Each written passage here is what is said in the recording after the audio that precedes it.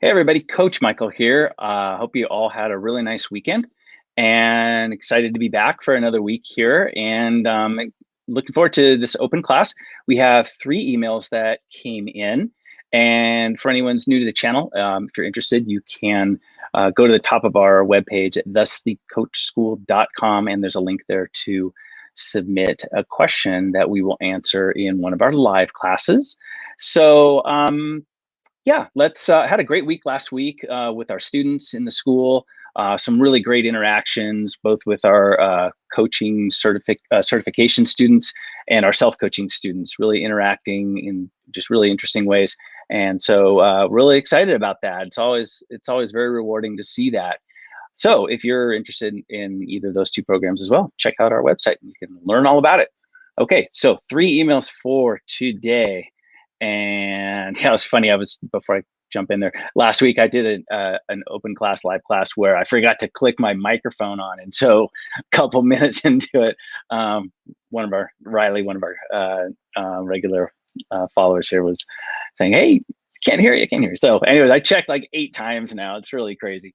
Okay, so I think we're all set. Hopefully you can all hear me, and let's jump into the emails. Okay, the first one that we have is from Philip.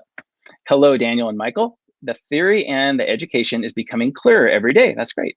But still, I cannot understand why my brain every night gives me these tsunamis of unstoppable racing, unimportant and fictional thoughts, which aren't by any means useful for me, not even useful when it is daylight. My brain creates problem thoughts just with the purpose of creating them and keep me awake. I know, thanks to you, that this is all hyperarousal and we cannot fight this, but on the contrary, accept them. But why does my brain do this every night? And every night it creates other problems and thoughts which do not even exist. Every night is a surprise. Every night is different. Not one night is the same. Every night, different tsunamis. What does it want to say to me? Is this only for one reason? Because it wants to save me from the being awake. We talked about the bear analogy with fear of being awake. I know also, thanks to you, we need to do something we enjoy at that point. But what is the best and useful sentence we can say to the brain to calm it down when we are so hyper aroused at night? Many thanks, Philip. Okay, well, thank you, Philip. Good to hear from you again. Glad you submitted a question. And by the way, if anyone's on live and they want to submit a question or a comment, feel free, and I'll try to get them between the emails I'm answering here. Okay, so Philip, so I understand what you're talking about. You know, the brain can get very active at night, and you can't just put the brakes on it and just say, you know, stop thinking about X, Y, or Z or whatever it is. You can't do that. No one can. I think the bigger question is you know, can you guide yourself to other thoughts? And I think the answer is yes, you can. You know, you can willfully think about whatever you want to think about. You know, you want to think about, I don't know, going to a baseball game. You can kind of picture it and think about it, and you can do that willfully. But other thoughts might be jumping in at different times, and you can't control those. Okay, so the question you're asking, why does the brain do that at night? Well, you know, there can, first of all, the hyperarousal, of course, is present when that's happening. And it is, yes, your brain is looking at wake at night as being kind of a threat. And so it wants to make sure you're okay. And so it's going to, you know, keep you active and focused on being awake. So, you know, it's like something must be wrong. So let's keep Philip safe. So that is kind of the big picture of what's going on. But the questions you're asking are, you know, I read it a couple times and I was like, you're asking kind of like, I guess, like existential questions, you know, like bigger questions, like, you know, how big is the universe kind of questions. Or one of my favorite, of course, is why do we sleep? You know, that's another one. So why do thoughts come into my mind? They just do. Why do we sleep? We just do. You know, you can't really answer these types of questions in a big sense. Okay, so I think you can kind of just understand that they're sort of existential. They're kind of bigger than life. They are because you exist. Or, I guess that's where the word comes from. Existential. They're questions of existence. So I don't want to get too lost in the weeds here, but I think that is something that is just good to acknowledge, right? That there are some things that we will never really understand. And so that's one of them, thoughts coming into your mind at night, they're probably anxiety induced because of hyperarousal, because of worry and concern about sleep. So that would be my explanation for what you're describing there. And then I think you were asking also, let me check really quick, about some words that you can say. There it is. Yeah. Let's see here. But what is the best and useful sentence we can say to the brain to calm it down when we're so hyper aroused at night? Okay. That was an interesting little part of your email there at the end that I picked up on. And I want to just say this. If there was, I think you're sort of asking almost like a mantra or something. Like, what can you tell yourself to stop negative thinking right then and there? And like I was saying, you can't just suddenly make it stop. You can think about something else willfully, and that you might be successful at that, but might not last long, or maybe it will. You don't really know. But there isn't a mantra. If a mantra existed that made people sleep, you would know it. The whole world would know it. All right. So there are a lot of people that do mantras. Don't get me wrong. I've read a lot of mantras, but they can become sleep efforts. And they might work in the beginning. They might work in the beginning and then kind of start to lose effectiveness. I'm talking about making you not get the negative thinking that you're describing. So I think the better strategy is to write down thoughts during the day. Lets your brain know that you acknowledge these thoughts, that they're happening. You're getting them at night. Write them down during the day. You don't have to solve any of them, but just write them down. So that phrase, we say, get things off your mind. That's really what I'm talking about. Off your mind onto paper. And then they're tangible. Then they're in front of you and you can kind of acknowledge them. They're not this amorphous thing swirling around in your mind at night. By just having them in a tangible form, there you go. That's a first step. Okay. So that I would suggest, if you want a simple reminder, this might be something, this is the only thing I really suggest for people at night, is if you are really alert, you're struggling, you're anxious, all of that, then you just have to remind yourself, you can't make yourself sleep. Trying makes it more elusive. That's really about all you can just remind yourself. I think it's a simple reminder. I kind of encourage people to do that. It's not a sleep effort. It's not meant to try to put you to sleep. It's meant to change your thinking about being awake at night so that you can then learn to react in a different way. Befriending wakefulness, engaging in something enjoyable, that kind of thing. Reminding yourself you can't make yourself sleep. Nobody can. And the harder you try, the more elusive it gets. I think that's a simple little reminder to yourself that I think is, I encourage people to do that. I think I've seen it help a lot of people. Just that simple reminder just kind of changes your mindset at night and can lead to more, bigger thought change and things like that really lead to better sleep in the long run. So, okay. So those are just some thoughts there, Philip. Thank you for your question. Let's see. We have a question that hey, Steve. All right. Steve, one of our great followers of this channel. All right. Hope you're doing well. Let's see. Does bathroom breaks at night affect your quality of sleep? How many solid hours of uninterrupted sleep are optimal for the brain per night? Okay. First thing, bathroom breaks. Yeah. People who use the bathroom a lot at night, absolutely. Maybe it's too many fluids, or there's some other condition or a medication or something. More bathroom breaks, yeah, but it doesn't mean that you have to then be awake for a long time when that happens.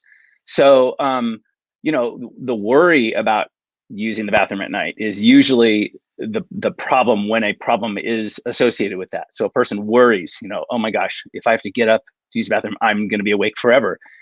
That's That's not a problem of using the bathroom. That's a problem of thinking about your sleep. So that's how I'd answer that first question there.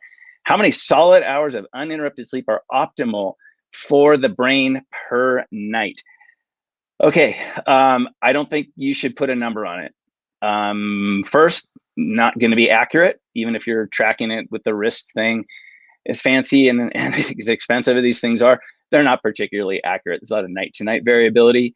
And so that's the first thing. Second is perception. What research has shown as far as sleep perception and sleep time, people are notoriously pretty inaccurate at measuring or estimating their own sleep. So people who sleep well, they tend to overestimate their sleep a little bit, actually like maybe an hour or sometimes more. So you ask a good sleeper, how much you sleep last night?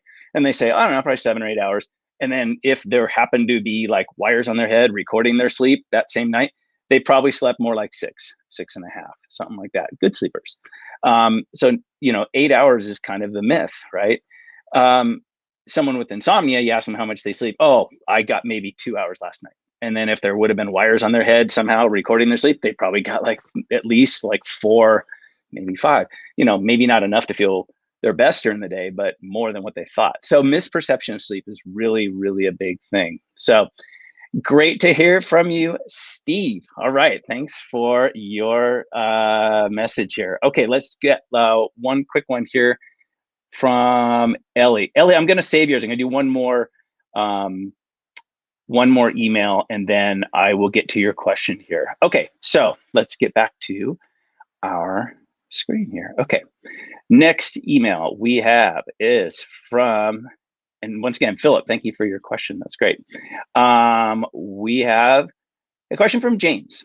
James, thanks for sending a question in. I had chronic insomnia for several months. A couple of years ago, I turned to antidepressants, mirtazapine 50 milligrams.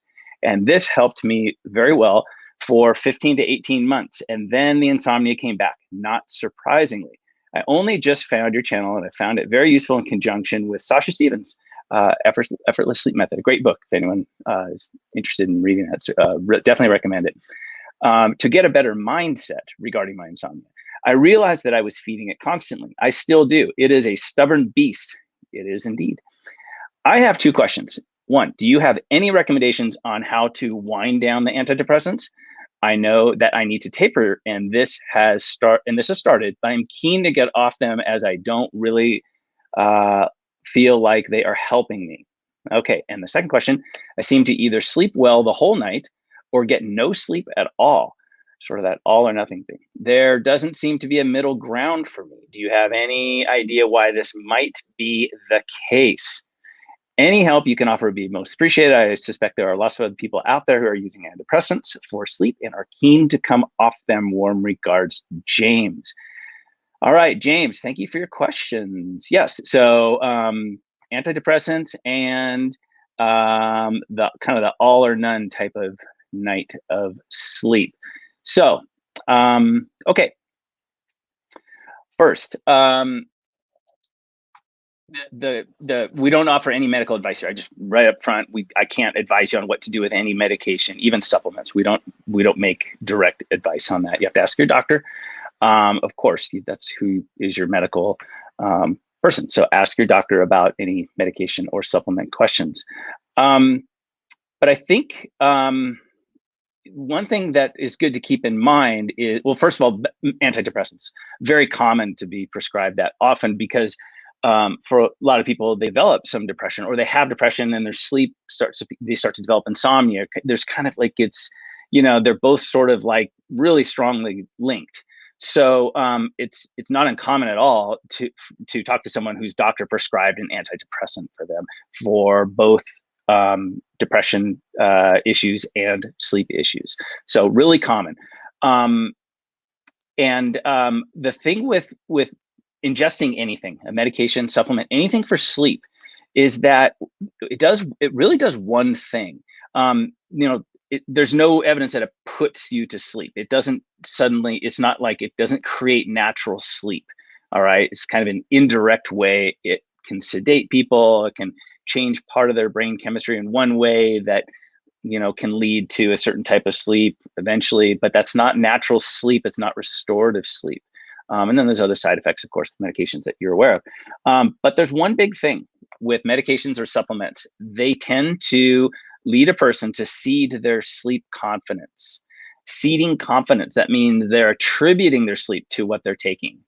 And that attribution, that ceding of confidence really will drive insomnia. It will really perpetuate it. And so that's the biggest thing when it comes to insomnia and any medication or supplement that is taken for the purpose of producing sleep. It's like you're giving your confidence to that thing, and that thing is not actually making you sleep. Enough wakefulness is the only thing that produces natural sleep. You can't produce natural sleep when you've been awake. You've had a full night of sleep and then you've been awake for a couple hours. Your brain's likely not going to fall asleep. So enough wakefulness puts the brain in a state where sleep is a possibility. That's kind of it. So the medications, you're sort of saying, okay, I'm going to turn my sleep over to this pill, to this supplement, to this, this other substance. And that the main issue when it comes to insomnia is that you're ceding the confidence, you're giving it to that thing, and then it's going to fail. It's like you experience that, because it's not really producing sleep. That's really why it's not. It doesn't do the thing that you expect it to do after a while. So that's the main issue with taking anything for sleep. And the other question you have was this kind of like an all or none experience with sleep. So like slept all night, next night, nothing. That back and forth. And it's anything, there's no difference in the nights that I really could sense. It's like every night is the same, except that one night you're not sleeping and then other than that, the next night you are. So I think what's happening is that you have a full night of sleep and you kind of wonder like, oh, wow. Firstly, you're probably like, oh, that's great.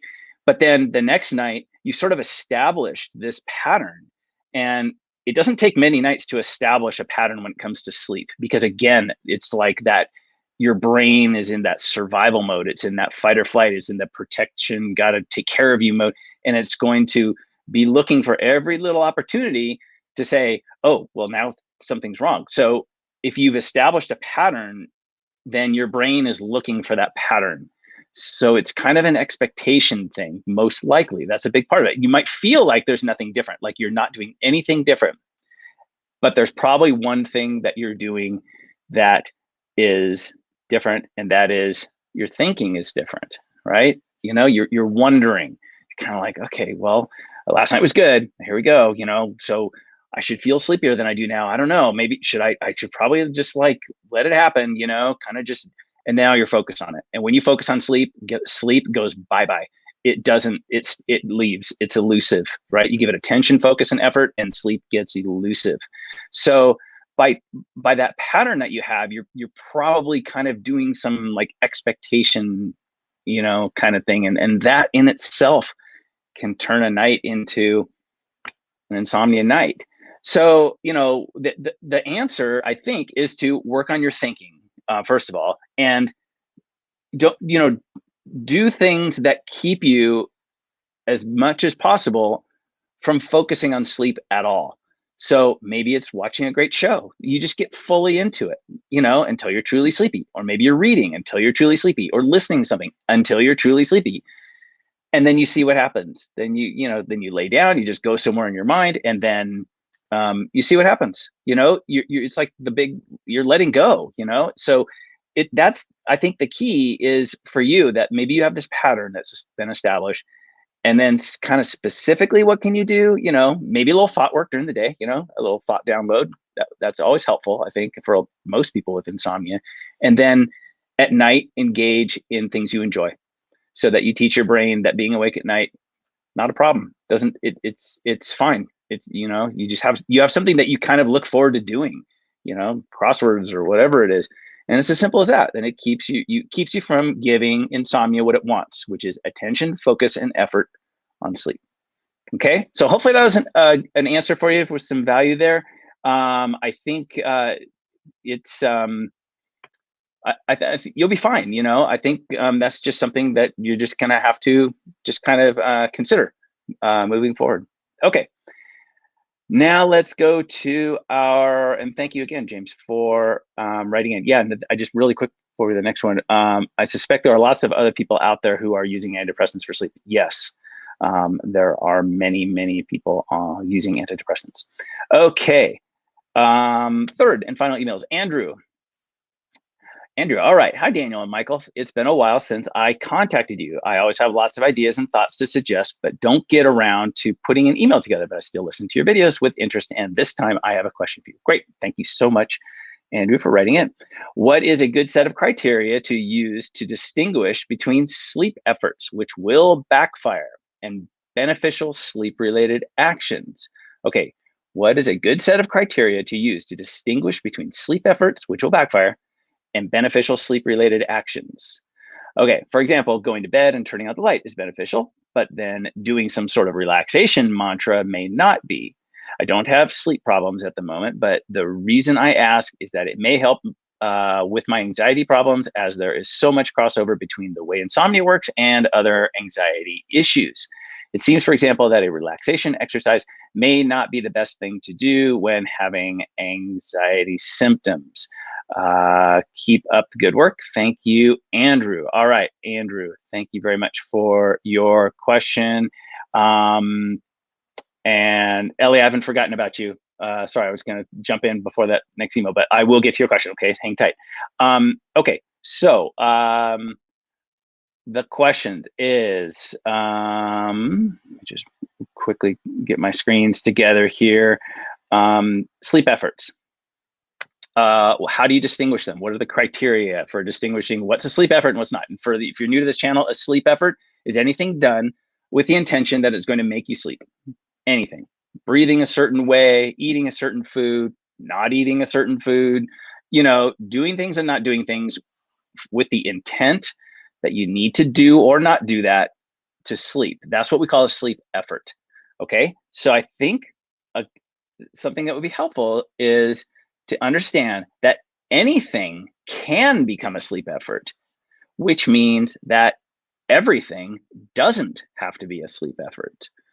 Okay, so let's talk about that. Anything can be a sleep effort, right? Anything. The list is endless. It's an infinite list. Anything can become a sleep effort, right? Like I mentioned a few before, like breathing a certain way, or people tap their fingers, or all kinds of things that they do.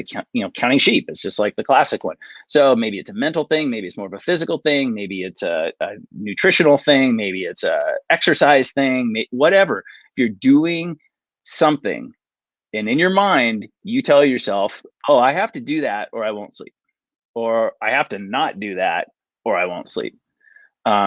Or I have to not do that to sleep or something. You know what I'm saying?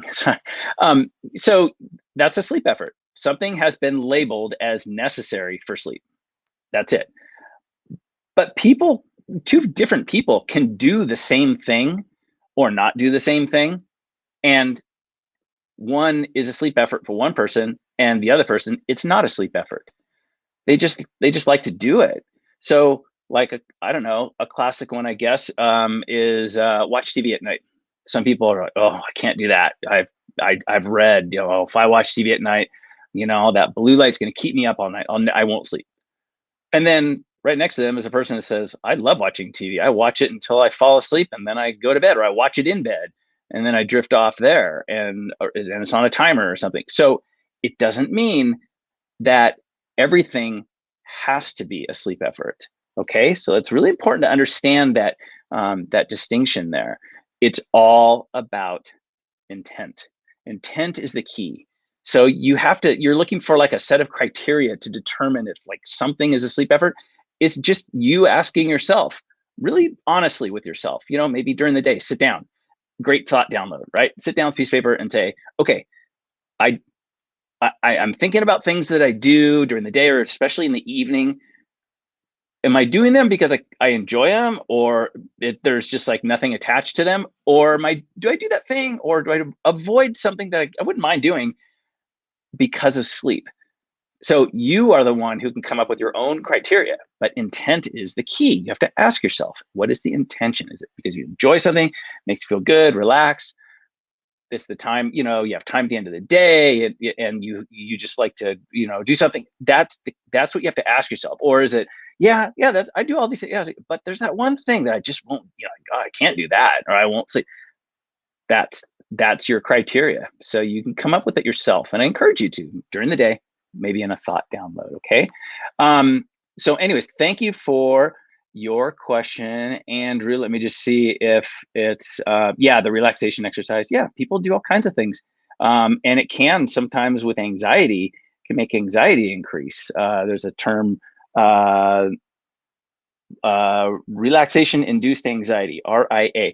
I've read about that, that some techniques like certain breathing make people more anxious. And so, you have to find what works for you.